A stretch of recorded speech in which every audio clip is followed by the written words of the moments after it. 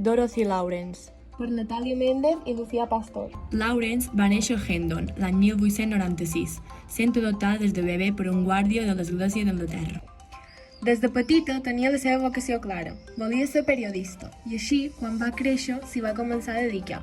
Va publicar alguns articles i en l'inici de la guerra va escriure a varis periòdics, amb l'esperança de poder-hi formar part.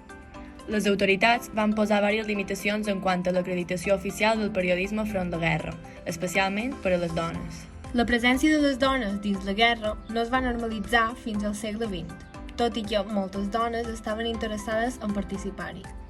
El fet de manejar una arma era associat totalment als homes, era una cosa poc femenina i només algunes ho havien duit a terme. Així i tot, Dorothy Lawrence va decidir que volia formar part de la guerra. El 1915 va viatjar a França. S'oferí com a treballadora civil al destacament d'ajuda voluntària, però no va ser acceptada. A partir d'aquest moment va decidir entrar al front com a corresponsal de guerra independent de França. Va acabar arrestada a 2 millars del front de la guerra i va ser ordenada a tornar enrere, però ella va decidir seguir.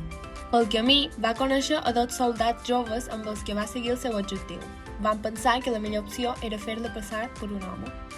Amb una bicicleta va continuar el trajecte i no va ser percebuda. El seu destí final era Bethune, però no va arribar-hi. Es va aturar a Albert, on va conèixer el que seria el seu salvador, Tommy Dunn. Aquest va ajudar-lo a trobar una feina a la 51a divisió de la companyia tuneladora d'enginyers reals. Poc després ja era una feina massa pesada, inclús anar a l'hospital ja era una necessitat. Als 10 dies va decidir finalment entrellar-se i a l'inici pensaren que era una espia alemanya. Van retornar-la a Anglaterra i el 1919 va escriure un llibre anomenat Sapadora Dorothy Lawrence, l'única dona soldat anglesa a la Late Royal Engineer.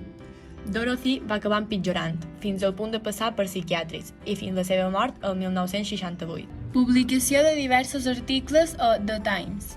Intent d'entrada al destacament d'ajuda voluntària. Fugida tota sola per França. Encobriment baix l'aparença d'un home. Treball a la 51a divisió de la companyia tuneladora d'enginyers reals. Va decidir entregar-se a les autoritats militars, ja que si la descobrien posava en perill els seus companys que l'havien ajudada. El 1919 va escriure les seves memòries en el seu primer llibre, Sapadora Dorothy Lawrence, l'única dona soldat anglesa a la Late Royal Engineer. Pas per varis psiquiàtrics. L'any 1968 va morir i ningú va demanar pel seu cos ni es van lamentar per la seva pèrdua. Vàrem escollir a Dorothy Lawrence, ja que des d'un principi ens va parèixer la més interessant per varis motius. Ens va sorprendre molt el fet de que va ser adoptada per un guàrdia d'església. Ens va agradar molt que tingués la valentia de partir pel seu compte cap a França, amb l'objectiu de complir la seva meta, que era formar part de la Primera Guerra Mundial. Ens pareix molt interessant que es va fer passar per un home per poder treballar.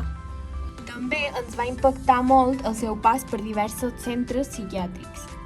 Finalment, ens va causar molta impressió que quan va morir ningú es va lamentar per la seva mort, ni tampoc varen demanar pel seu cos.